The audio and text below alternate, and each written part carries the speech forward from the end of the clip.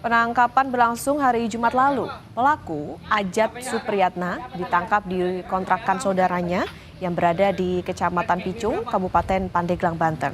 Meski pelaku Ajat tidak ada di lokasi saat penembakan di rest area, ia merupakan penyewa pertama mobil milik bos rental yang tewas ditembak di rest area tol Tangerang Merak kilometer 45. Ajat diduga berperan mencari mobil sewaan untuk kemudian dibawa kabur dan memberikan mobil tersebut ke penadah.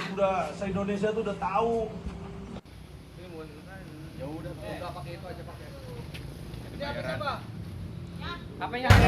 Yang menjadi terduga sebagai penyewa mobil rental, di mana saat ini ada kejadian penembakan bos rental yang terjadi di KM 45 Tol Tangerang Merak.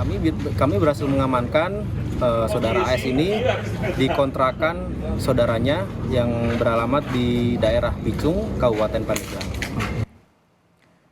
Sementara itu, saudara, terkait pelaku penembakan, Panglima TNI Jenderal Agus Subianto menyatakan oknum anggota TNI AL yang diduga terlibat dalam peristiwa penembakan bos rental mobil di rest area kilometer 45 sedang diperiksa oleh polisi militer TNI Angkatan Laut.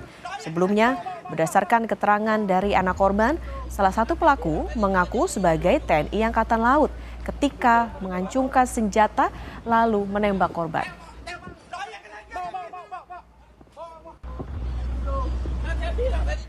Melalui pesan singkat kepada Kompas TV, Panglima TNI Jenderal Agus Subianto mengonfirmasi penangkapan. Ia menulis sudah ditangkap dan sedang proses pemeriksaan di POM AL. Sementara itu, pasca terjadinya penembakan warga di rest area kilometer 45 di Kecamatan Jayanti, Kabupaten Tangerang, Banten, Kamis lalu, karangan bunga dan rekan korban masih terus berdatangan ke rumah duka. Anak korban menyatakan pria yang menodongkan pistol ke ayahnya mengaku sebagai anggota TNI AL.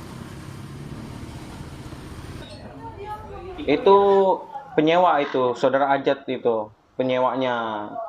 Bukan pelaku yang mengaku sebagai oknum TNI itu.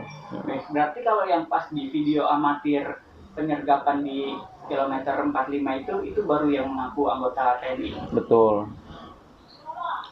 Yang menodongkan pistol, betul dia yang mengaku oknum anggota TNI AL.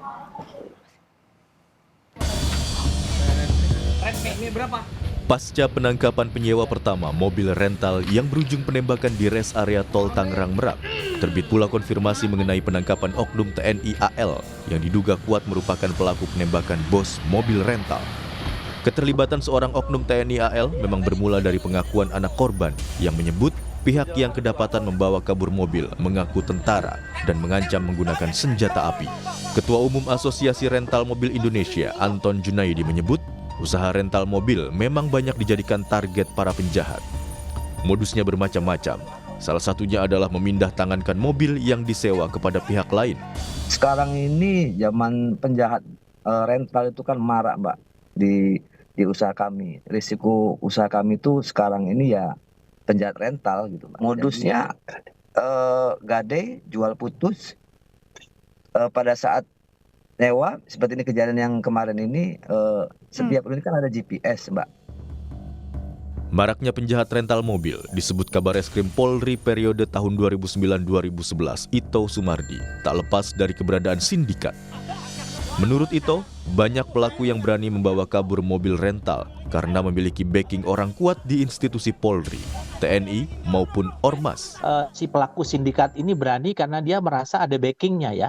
Dan backingnya ini juga bukan dari biasanya dari aparat TNI atau aparat kepolisian ya. Saya kira mungkin ada dari kelompok-kelompok ormas ya, ormas tertentu yang membuat si pemilik rental ini menjadi kesulitan. Saya kira ini sindikat ya, Mbak. Saya ini sindikat dan harus dibuktikan oleh Polres.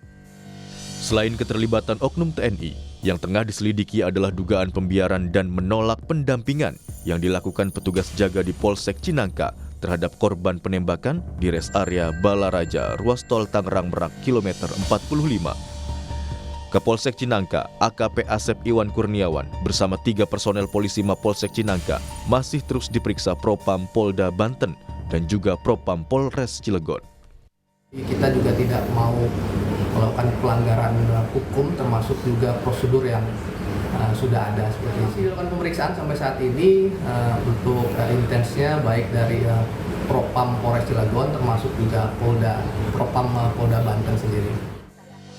Penembakan yang menewaskan bos rental mobil terjadi saat ia berusaha mengejar mobil yang dicuri menggunakan GPS pada kendaraan.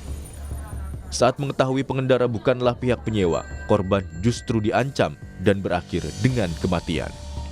Tim Liputan, Kompas TV.